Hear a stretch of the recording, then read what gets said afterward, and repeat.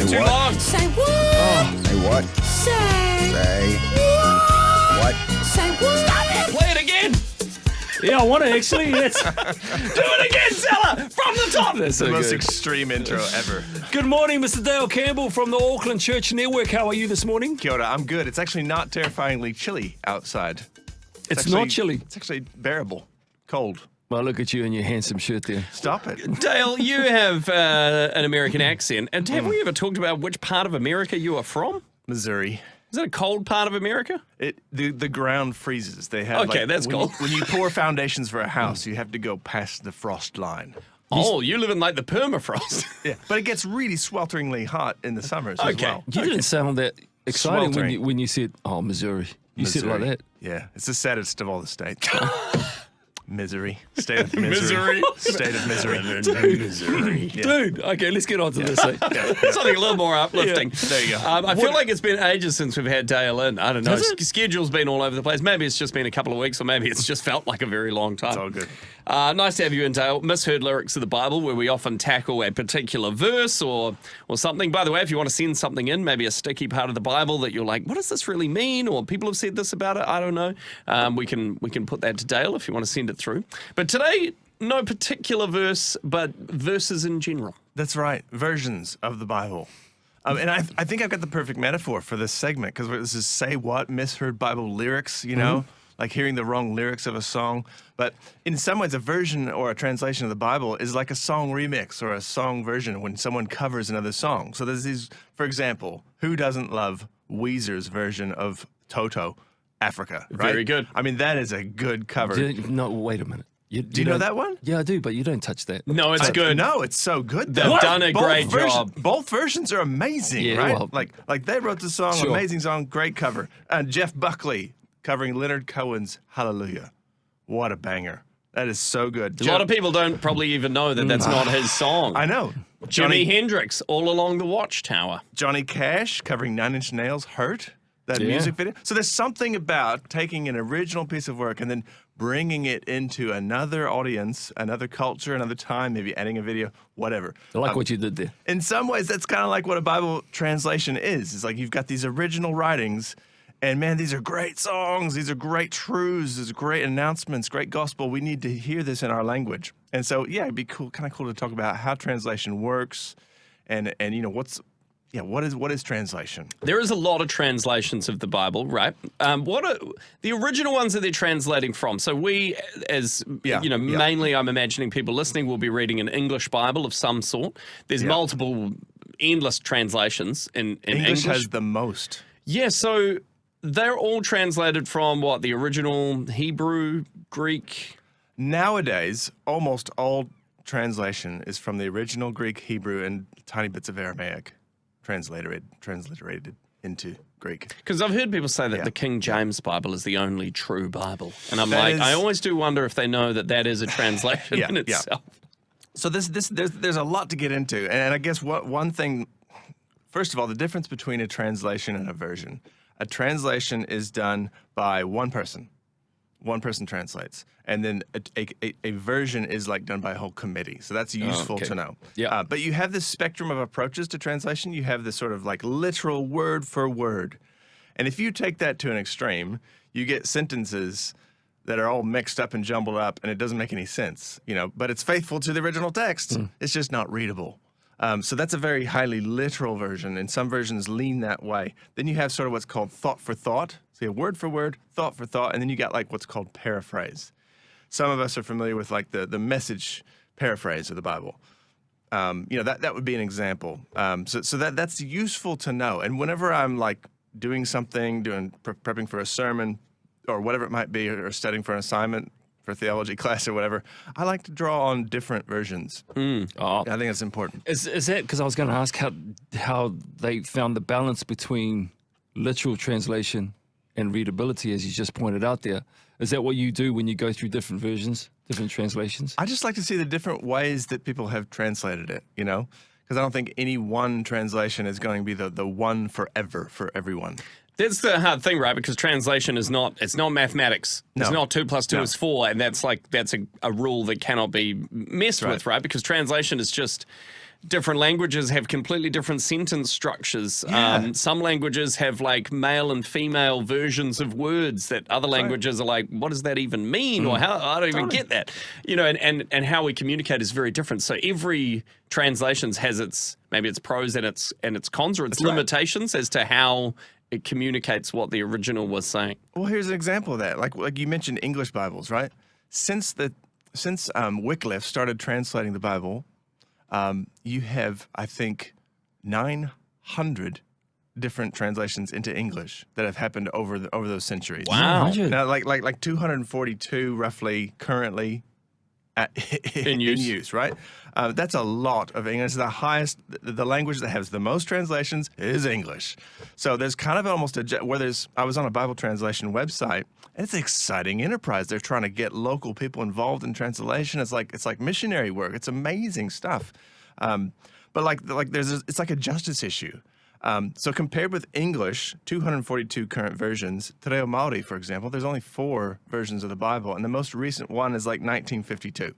Wow. Right? So that they're reading a very old version of the Bible, and there's work being done now to make a new translation. And So- I guess that's true because language develops Yeah. and changes, right? So the way that we speak is Right. be quite different to someone from, like 50 years ago. The words that they use and the meanings of words, Yes. you know, like, I mean, even the word literally Yes. now means figuratively. It means Yes. the opposite of what it used to mean. Like, we completely switched it around. But language changes over time, right? So if you're reading something that's really old, you sort of And not as fresh. on that, I want to drop this opinion. I have because I think we can go to two extremes. But we can have this archaic language that I don't Yes. even understand. Like what? Beget. Yeah.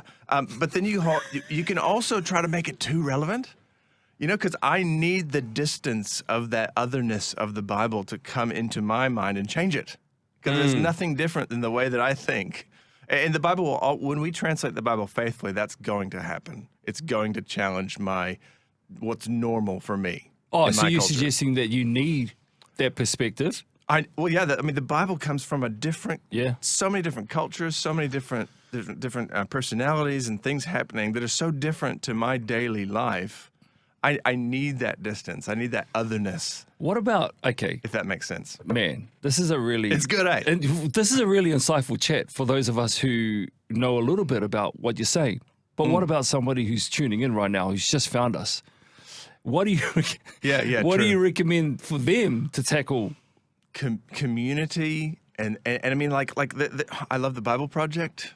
You know, I mean, I don't think any organization's perfect, right? But they have lots of tools about how the Bible was written. They have lots of videos. They're really helpful. A lot of people use that. Get to a good church that really takes the Bible seriously. Read the Bible in community. Use online tools like Bible Gateway, Bible Hub. There's lots of great tools. Just go on a learning journey. The Bible is a book that you read and it reads you. Get in amongst other people that are reading it and digging into it. I am still going back to something that you said earlier, where you said that a translation is done by one person and a version is done by a group of people. So the NLT is a common Bible. Yeah. New Living Translation. That was one person did that? Yeah. And I don't know their name. And the NIV is done by a Version. group. Yeah. Far out. Committees. Okay, even that And little that's been clue. happening since the Hebrew Bible was translated Wow. into Greek, which is a version called the LXX, the Septuagint, because there were 70 scholars that I've heard of translated that. Yes. Yeah. What's with the controversy around? I've seen people have almost a visible reaction when people bring up the Message Bible. Yeah. And then even worse, the Passion Bible, Passion which I haven't even translation. read. But some people seem to have a really big problem with, or they severely dislike what it kind of does. And when I've read through some of those Bibles, they don't even have specific verse markers in them. Yeah. They'll just say verses 7 to 10 are here. That's the message, I think. Okay, right. often. Yeah. So they're sort of bringing them all together. What's sort of the process and upset that causes some people? One way to think about Bible translation is that to translate the Bible, you are necessarily, whether you know it or not, if Bible translation is the work of intercultural theology. You are understanding the source culture and the destination culture. And I guess with those translations, you're putting them into, I mean Eugene Peterson is trying very carefully and creatively to bring this original cultural message into our culture for most people in the modern Western world. The Passion Translation, I think it's quite common amongst charismatic Pentecostal people. I think. So they're deliberately trying to pull it in that direction, and there's always going to be inherent dangers and inaccuracies. You're getting further and further away from the word for The word. exact thing. So it's that spectrum, right, of what you were saying earlier. So there's more and more interpretation. So there is no Bible translation without interpretation. I was going to add, Everyone interprets. You have to. from a cultural perspective Yeah. as well, Yeah. when it's translated into languages, Yeah. right? Because it's not bang on all the time. So even that there is, Do we have time for a couple examples? yeah, good. Quickly. One is like the Romans 1:16 and 17. The gospel is the power of God unto salvation. The word there is dunamis, power. Well, some people say, well, that means dynamite or explosives. Or like or that something. kind of power. It's like Paul is not saying the gospel is the destructive, explosive force of God for salvation. That's called a root fallacy. So we have to be careful, like not to just put our concept onto the original word. But like in the current translation for Te Reo Māori Bible, the Paipera Tapu, there's like a draft version of Genesis 1, and they've put some names of Atua Māori in there, and it's raised lots of controversy and conversation. Are we saying the one God made these other entities? What's going on here? And people who are interested in that would want to know, in the original Hebrew, is the word for sun or moon or sky, or were those names for entities in the original culture? So those are fascinating conversations. Or like to how have. people would have understood it. Totally. Sort of back then. But what we all agree on is that there's one God, Yeah. who we It's an worship. interesting Yeah. one too, and then I guess Yeah. especially when you have languages that have multiple words for this similar thing, but then you translate to a language that only has one word for that thing, so it Yeah. has to kind of get placed in all of those situations. Yeah. Like we have love, right? But then other languages may have multiple words for different kinds of love, but That's we right. just interchangeably Yeah. use the word Totally. love for romantic love, friendship. Well, I that's what I was- love this sandwich. That's where I was going with the little slight nuances with right. culture. That's So, man, You hey, can have confidence in the basic message of Scripture. Yeah, okay. Like there are details. There are different emphasis that different translations will give, and it can feel like you've got different gospels or something. But no, I mean, like, it is so simple and so clear. The gospel is so simple and so clear. Everybody, you can, if you read any Bible, you're gonna get that. We can have confidence that the gospel's coming through. I was going to ask you for your closing remarks, but that sounds like it. Cool, man. Join us next week for Bible Study 101. This is good. Very insightful. Thank you, Dale. We'll Thanks, see you guys. next week, buddy. 23 minutes after 7 o'clock again. If there's anything that you want to unpack in particular around a Bible verse, Dale's your man. You can text that through to 8168 Keyword Life.